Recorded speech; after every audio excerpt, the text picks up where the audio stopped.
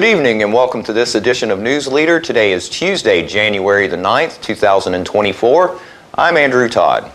In tonight's news, the 2024 Bonnaroo lineup has been announced. The Tullahoma Singers are honored.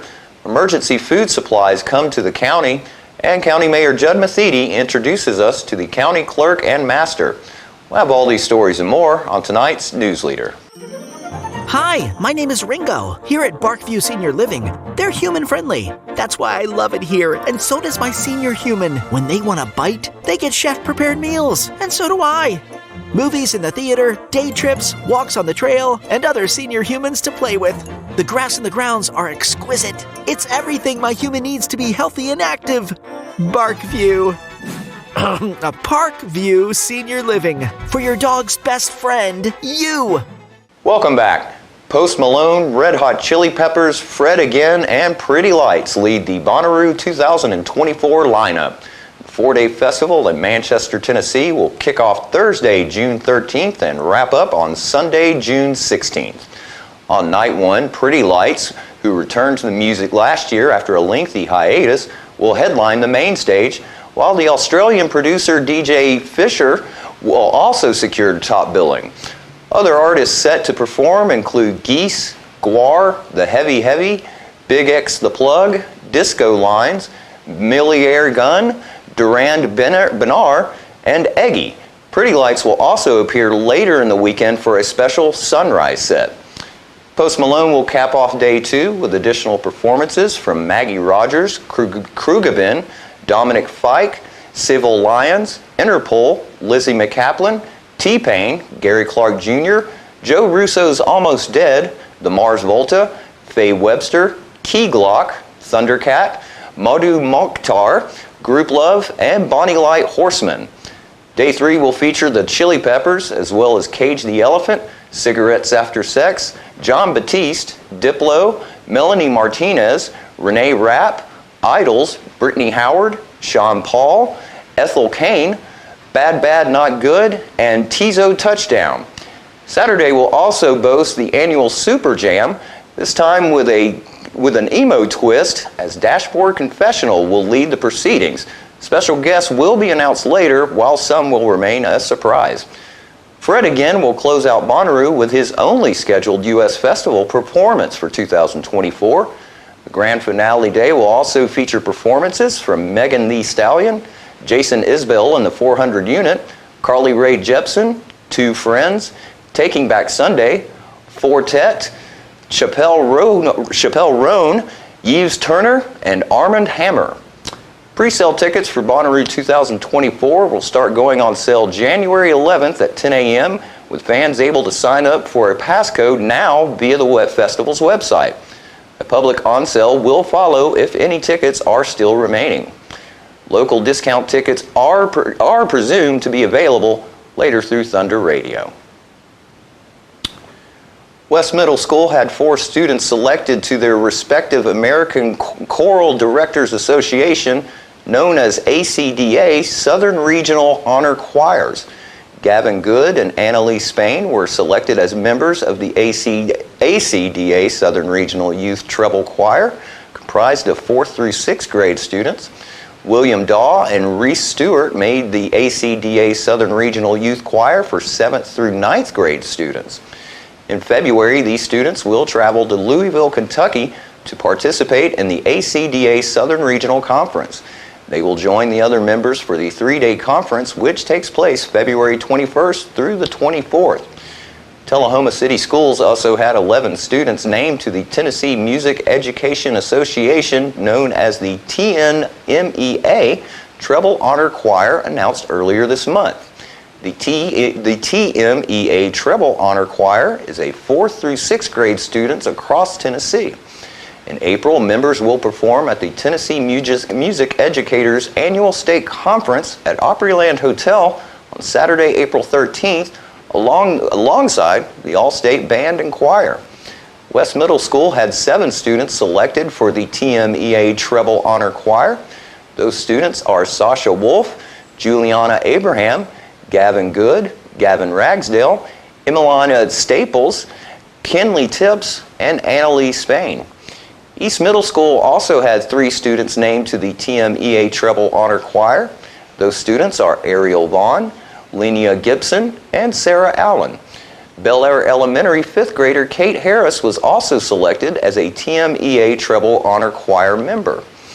Tullahoma City Schools also had 6 students named to the Middle Tennessee Vocal Association, known as MTVA, Elementary Honor Choir.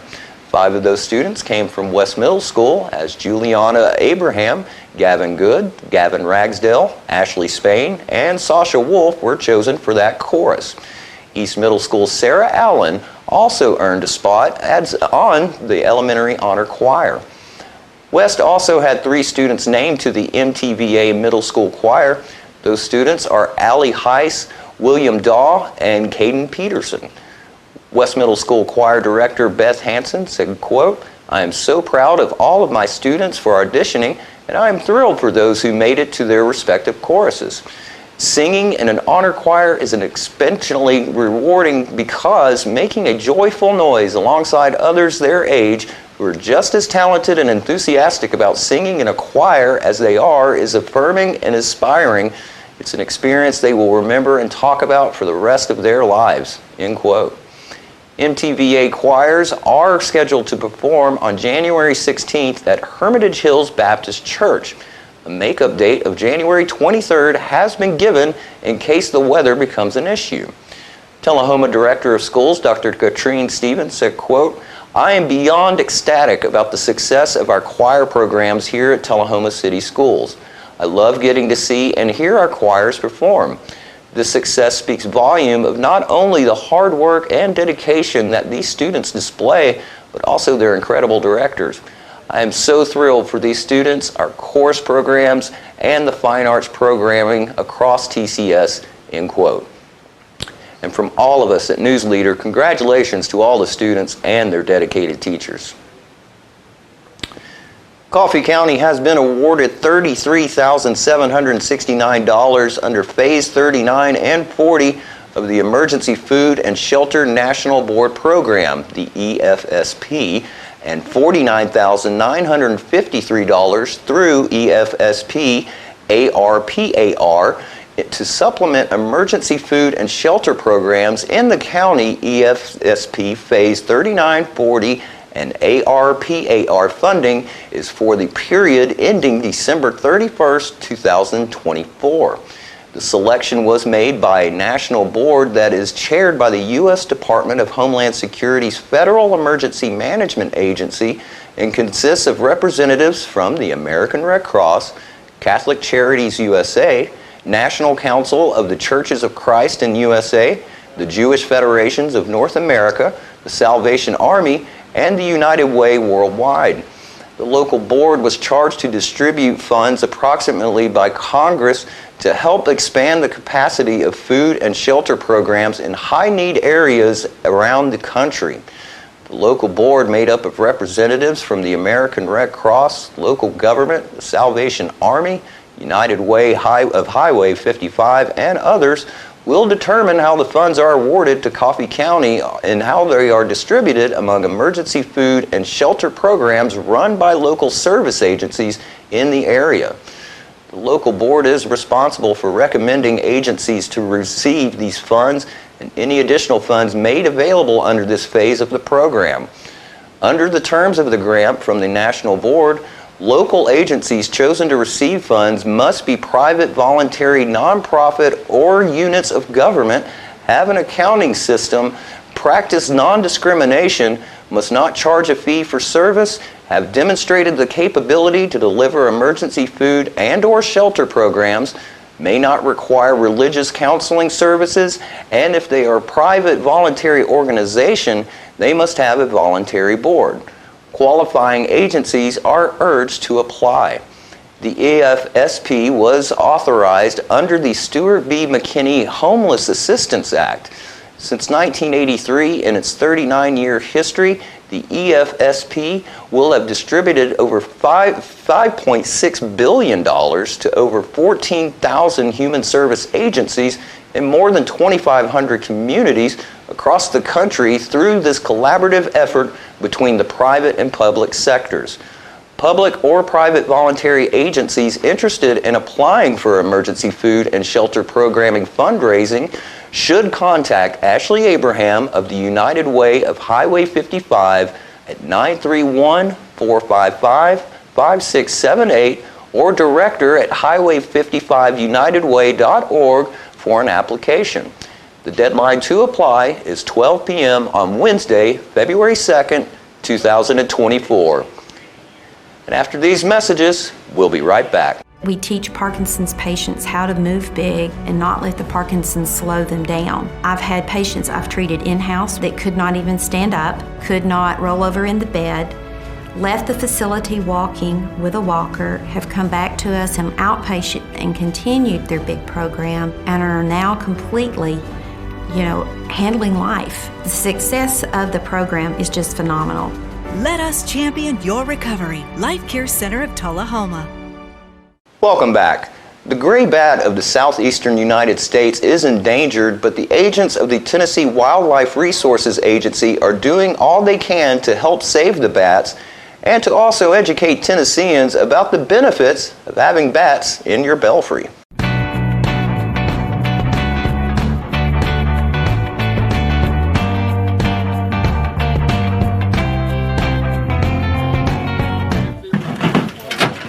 We're doing a little bit of everything tonight, so there's lots of research going on in the state, and we're teaming up with lots of different partners to kind of knock out a lot of projects at the same time.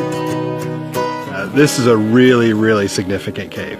So the bats that are our target species tonight for our project are gray bats. They're an endangered species.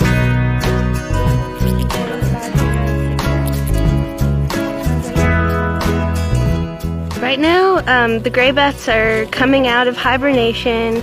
A lot of them are migrating, and some of them have probably settled down into this cave and are using it as a maternity colony. Bats are challenging to study. They're small, they fly at night, they're nocturnal, and they really don't like humans in their roosts. And if we were to go into this cave and be doing a lot of research and work, it would disturb them and they would leave this roost and go somewhere else. So we use more passive method. And tonight we're using a harp trap, and it's a really simple design of really 2 columns of fishing line, just monofilament fishing line. And we set it off to the side so it's not in the main flyway of these bats as they're coming out. And we just catch some of the bats, a low number of the overall, gross emergence of the bats tonight coming out of the entrance. And it's enough for us to do a little bit of research on and to study without having a large impact. And the colony as a whole won't even know we were here. So this one actually has a little bit of the alopecia, so the skin looks really scaly and flaky.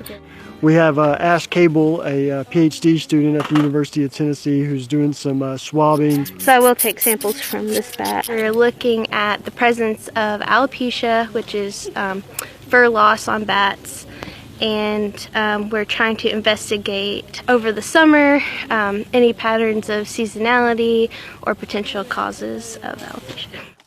So we're looking for some of the main things that could cause it, like parasitic mites. We're taking skin swabs to culture for fungal and bacteria growth. Also taking fur samples to culture and trying to see if we notice anything that could be causing it.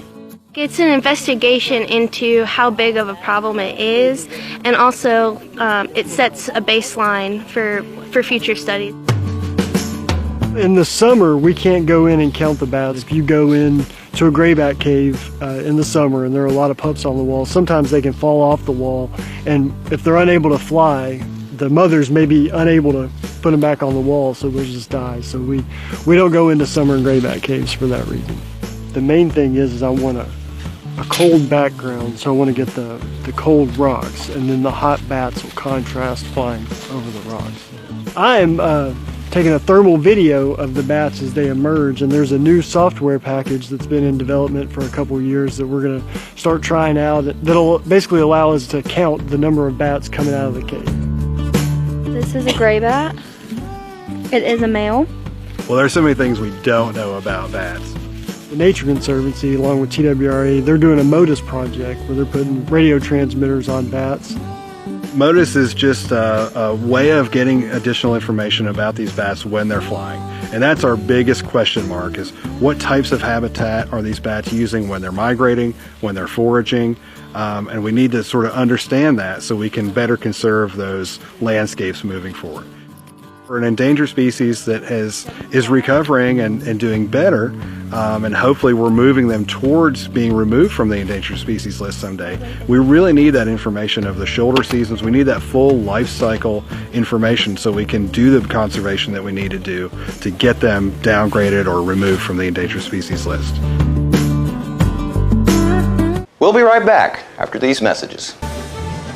It's not invoice. It's not MSRP. It's not Christmas Day, although it may feel like it. It's the lowest prices in Middle Tennessee, period. It's a Stan McNabb Chrysler Dodge Jeep Ram or Stan McNabb Chevrolet Buick GMC Cadillac before these prices are gone forever. Welcome back. We missed a couple of episodes of Coffee County Mayor Judd Matheny's mayor's messages during the Christmas New Year's break, so we'll try to catch up, starting with Coffee County Clerk and Master Sheila Profit. Hello, I'm Coffee County Mayor Judd Matheny, and welcome to this edition of Mayor's Message. I have with us another very special guest today, and she's our Clerk and Master here in Coffee County, Miss Sheila Profit, and a wonderful lady to work with, very responsive, does a great job. And she has kind of a unique job in the county, and I'd like for her to give us in her own words, Sheila, what your job is, what you do kind of on an average day, and then your ultimate responsibilities that you may only hit on occasionally, but they're very important, and why you love your job, how you got your job. You're an appointed official, not an elected official. There is a difference. But to me, they're of the same stature and level, obviously, in the way we interact. And, what you like to do besides just work in your family, please. Well, that's a lot of information. I know. We try to cover that, though. Well, thank you for having me today, and I do love talking about my job. I am Coffee County born and raised, and I was an attorney prior to being appointed as Clerk and Master. I remember I was practicing in juvenile law, and one day I got a call from Judge Craig Johnson, and he and Vanessa Jackson were offering me the job of Clerk and Master. Excellent. And so I thought about it for a few minutes and got back to him, and I took that job about 5 years ago. So very good. Real quick, Craig Johnson was a former circuit judge here. He is currently the Adjutant General of the Tennessee State Guard, which is a wonderful position. He's a great man. He is our acting delinquent tax attorney now in Coffee County, and he is also the city attorney for Manchester. So he's quite a busy guy, and he has a private practice.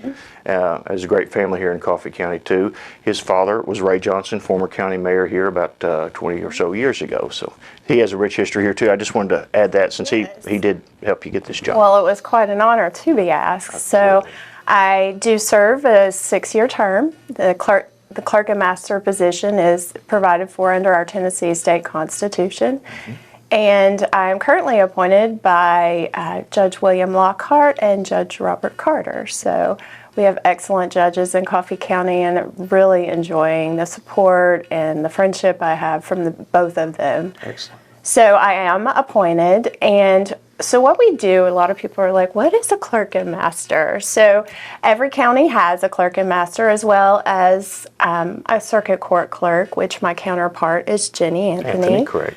So I tell people we handle chancery and probate court. So in our court, you're not going to go to jail. Chancery court is a court of equity and fairness. So what we handle are child support, child custody. We handle 99% of the divorces in Coffee County.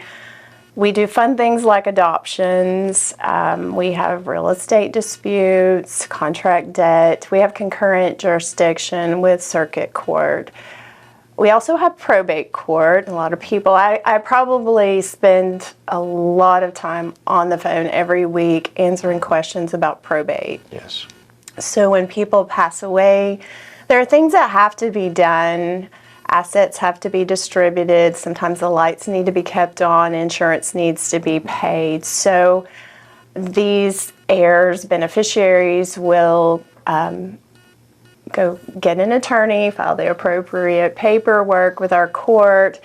We file notice to creditors to let everyone know this person has died, and then we help them through the process, and then at the end of a certain period, the assets are able to be distributed and we're able to close the estates. And everybody can see probate court at some point in their lives with passing of a loved one or relative, but I want to stress the importance of a good will and trust and things like that, and preparedness before you pass away for your things to mitigate any of that. That's very important. It is very important, and also power of attorneys. They're underestimated, the importance of them until you need them. I feel like they're just as important as wills, because so many times people come in and they never got that power of attorney for their loved ones, and now their loved one has dementia. They're unable to execute a power of attorney, or they're incapacitated, they're in the hospital, and now the family has to get an emergency conservatorship, and I can't tell you how many thousands of dollars that can cost them. Yes, but we're willing to do it, and we're able to do that for them so they can make financial and healthcare decisions for their loved ones. So good advice. another facet you probably, but a lot of people don't know that we do, that we collect delinquent taxes. So after the trustee collects for 2 years, there's always some delinquent taxpayers on the roll, and after 2 years he can turn those over to our office. They get turned over to us every April 1st, and then we begin the process of collecting those taxes, trying to notify, find new owners, find, people have deceased, to find their heirs, and we're about we work with our delinquent tax attorney, but give delinquent taxpayers a notice and opportunity to be heard, and get them into court. And if those taxes are not paid, then we get an order from the court, and we set a tax sale. And I'm actually the auctioneer when we have a tax sale, so currently working on that. And that can't always be a pleasant job, and the county, and I know Sheila and the courts never like to take anybody's property. Ever. But sometimes it has to happen in order to resolve something, or just to be able to move it to move forward. And well, thank you for what you do, and thank you for everything, and you're always so cheerful and so great, and we enjoy working with you. And is there anything you'd like to say in closing before we? I just always invite anyone who wants to come to the Justice Center. If you want a tour, we're happy to show you around. I encourage the public to come see us, to come see the court system. There is a lot going on at the Justice Center, and that's the old high school. Yep, the old high school. Well, we will have Ms. Proffitt's contact information up on the screen, as well as her name and title, so feel free to reach out to her with any issues. She's not in a position to give legal advice where she is, even though she has been an attorney, but she can give you information about the law and facts and procedures and things like that. We sure do thank you very much. Thank you. And thank you for joining in to this edition of the Mayor's Message, and we'll see you next week. The Coffee County Republican Party will be hosting a political forum for the candidates that will appear on the March 5th, 2024 primary ballot, with early voting starting on February 14th. The public is invited to attend and get to know the candidates, who include 6 Tullahoma School Board candidates vying for 4 seats, 3 property assessor candidates vying for 1 seat, and county school board candidates. You may submit questions in advance to coffeeforum2024@gmail.com or in writing that night. The forum will take place at 6 p.m. Saturday, January 27th in the Tullahoma High School auditorium. We do plan to live stream that event. And we'll be right back with more news after these messages. We tend to lose our motivation when we have something that's chronic, but you've got to do what you can early on as you can.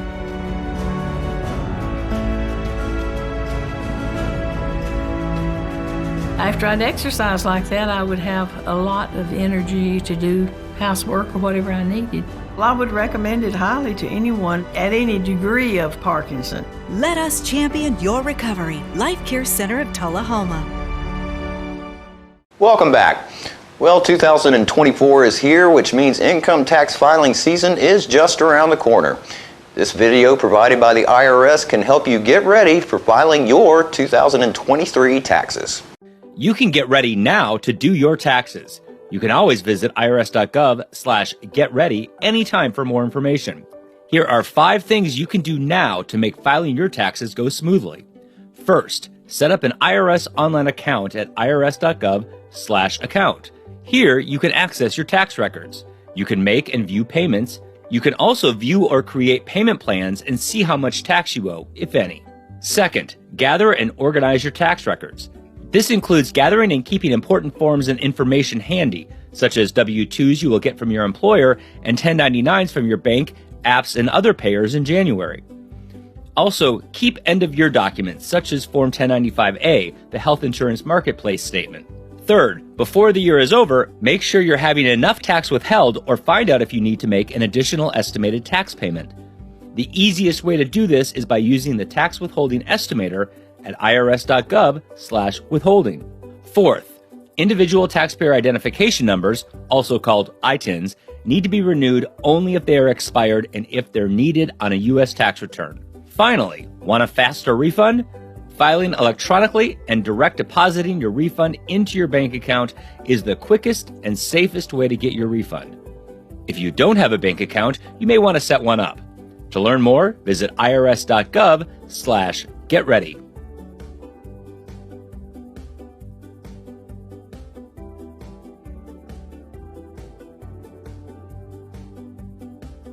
And don't forget to tune in to this week's Living Show tonight at 6:30 p.m., Thursday morning at 9 a.m., and Thursday, Friday, and Saturday evenings at 6:30 p.m. Stay with us. We'll be right back with your weather forecast right after these messages.